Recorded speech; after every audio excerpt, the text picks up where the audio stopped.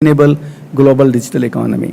I am sure that the success of these events and deliberations under the DWG will pave the way forward for building the consensus to achieve the proposed deliverables under the Indian presidency.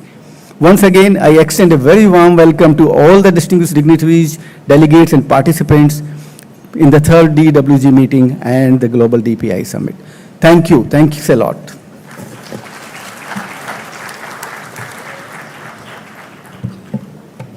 Thank you very much, sir, for joining us and setting the tone for this esteemed gathering. Ladies and gentlemen, we have a special video presentation that will showcase the Global DPI Summit.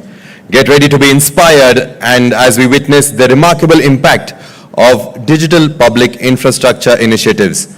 Please direct your attention to the screen and enjoy this inspiring glimpse into the world of DPI. From challenges to last mile service delivery to financial inequality and limited access to quality healthcare, education and agriculture, the world is grappling with diverse global and national roadblocks. Technology has the potential to simplify processes, boost the digital economy and connect people. It has made the world a global village and brought positive impacts in the lives of people and enhanced industrial productivity. Many countries have leveraged upon technology to develop digital public infrastructure. DPI are low-cost, high-value, and high-trust platforms. These are based on open standard, open architecture, and are interoperable, ecosystem-centric, and implemented at population scale. DPI has improved ease of living, ease of doing business, and ease of governance, empowering people and transforming lives by creating a more equitable, efficient, and accessible platform for all. Across various nations, the use of foundational digital public infrastructure, DPI, have gained momentum. By leveraging DPIs, nations have reaped benefits, simplified processes, and enabled presence-less, cashless, and paperless transactions. DPI on identity is empowering the cross-section of society to prove their existence and claim their rights. India's Aadhaar ecosystem has laid the foundation for multiple digital innovations. DPI on online payment is spearheading efforts to achieve greater financial inclusion across countries. India's UPI helped India race ahead globally with a phenomenal 80% financial inclusion. Similar solutions in other countries have revolutionized financial transactions. DPI on data exchange is transforming governance worldwide and innovating solutions contributing to developing newer interoperable systems. From health to agriculture, education and logistics, DPIs are powering digital transformation, creating a more inclusive, accessible and efficient society and improving the quality of life of individuals. Under the guidance of Honorable Prime Minister Narendra Modi and his vision of Vasudhaiva Kutumbakam, meaning the world is one family, India has launched a global version of India Stack. India Stack solutions in 6 UN languages. DPI is not just about technology, it is about transforming lives, empowering individuals and building resilient digital ecosystem. Countries can leverage existing DPIs, build and innovate on top of those, and create a vibrant digital ecosystem in their country to achieve prosperity on large scale. Well, that was a glimpse of the global DPI initiatives and the summit. I think the number of people that are here, I think we deserve a louder round of applause. Let's have a round of applause and get the energy higher in this room. And keep that applause going as, ladies and gentlemen, it is with great pleasure and honor that we gather here today to witness a significant moment of collaboration and partnership between India and Armenia. We are privileged to announce the signing of a memorandum of understanding between these two nations, marking a new chapter of cooperation in the field of technology and innovation. To mark this momentous occasion, we have the distinct privilege of having with us Mr. Gevorg Mantasyan, the first Deputy Minister of High-Tech Industry of the Republic of Armenia. Mr. Mantasyan is a visionary leader who has played a pivotal role in driving Armenia's technological development and promoting innovation-driven growth. May I invite both the nations to please join us for signing the MOU. Mr. Gevorg Mantasyan, yeah, at the table there, to the left.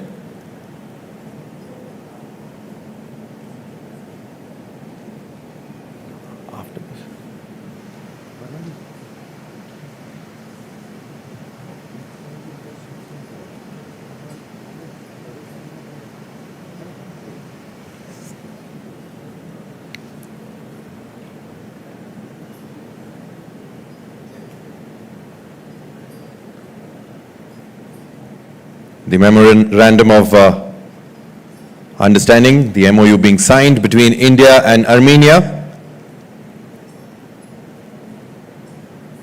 We are witnessing a significant moment of collaboration and partnership between the two nations.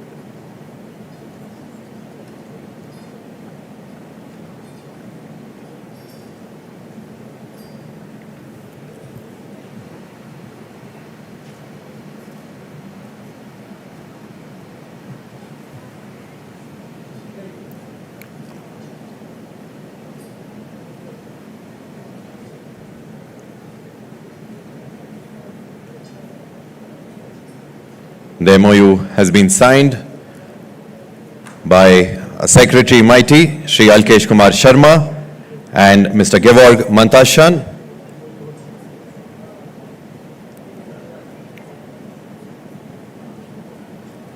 Let's have a round of applause, ladies and gentlemen.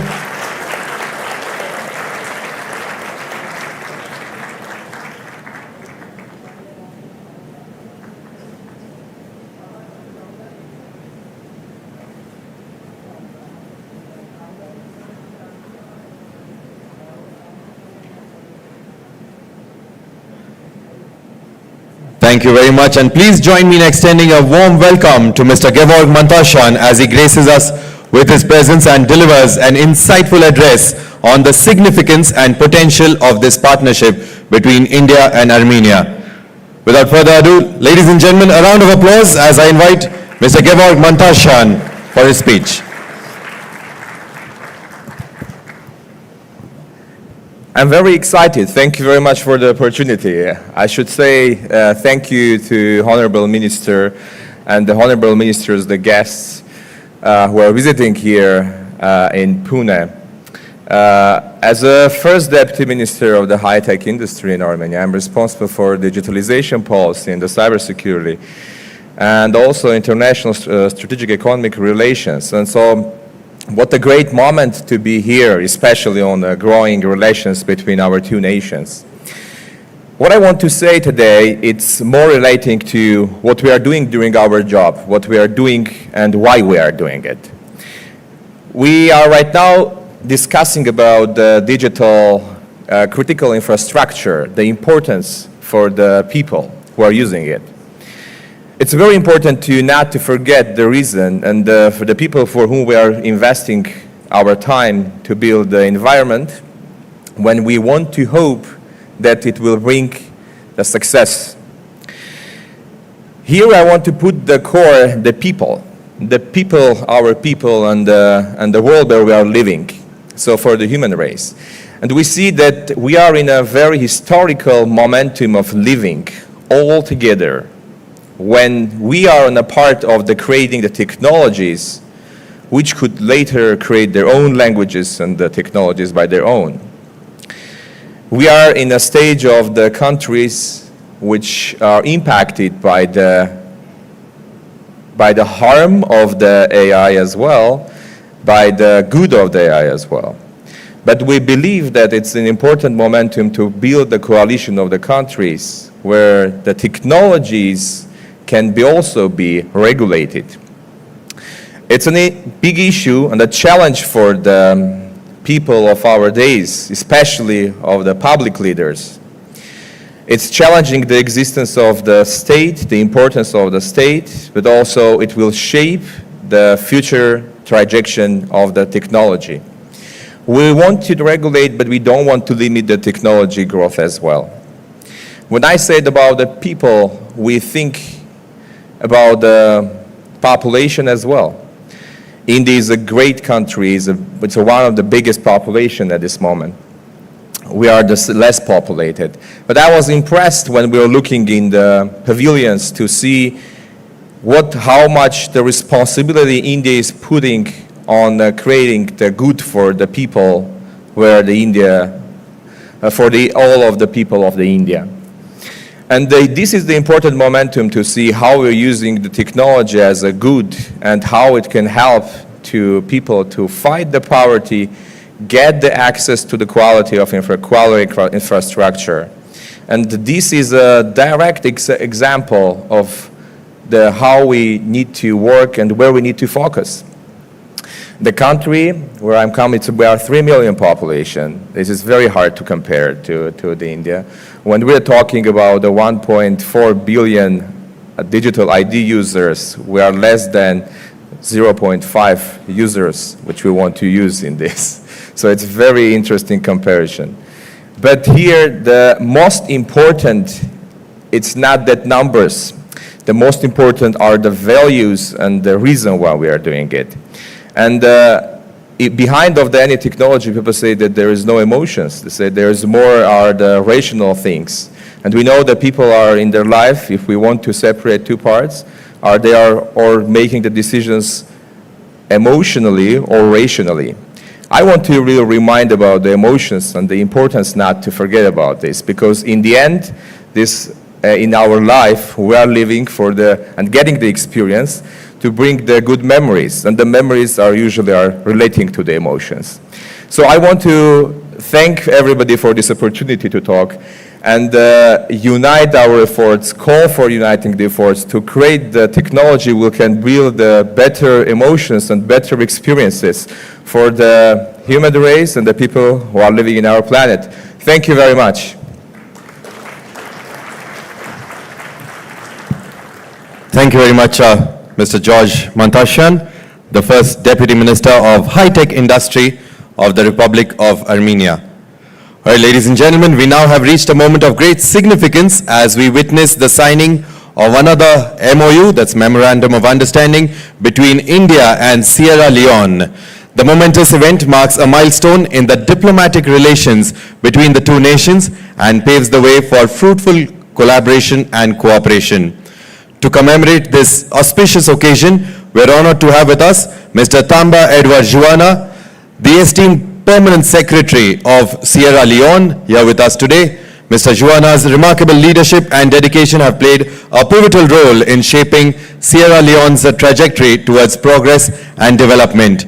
May I invite him, along with our Secretary Mighty Shri Alkesh Kumar Sharma, to please proceed towards signing the MOU.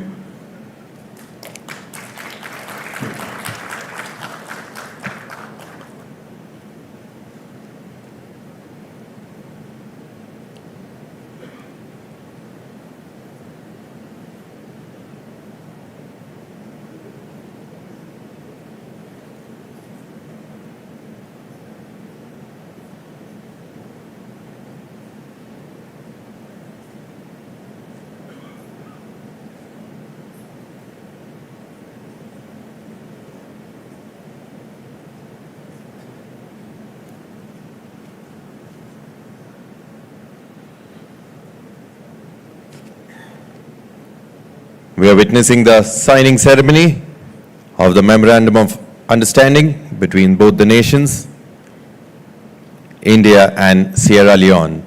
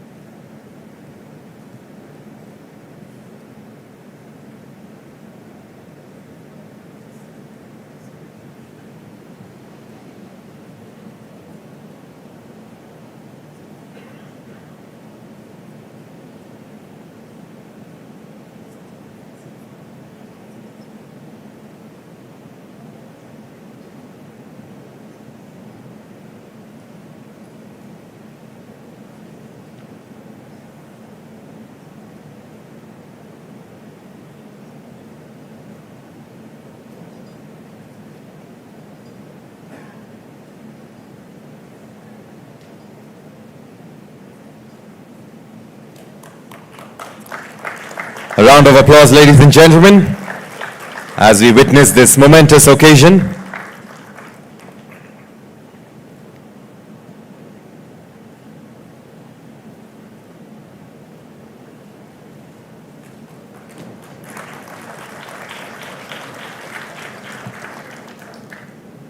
Thank you very much, and ladies and gentlemen, please join me in extending a warm welcome to Mr. Tamba Edward Juana, the Permanent Secretary of Sierra Leone, as he graces us with his presence and delivers a thought-provoking address on the significance and potential of this MOU between India and Sierra Leone. Please.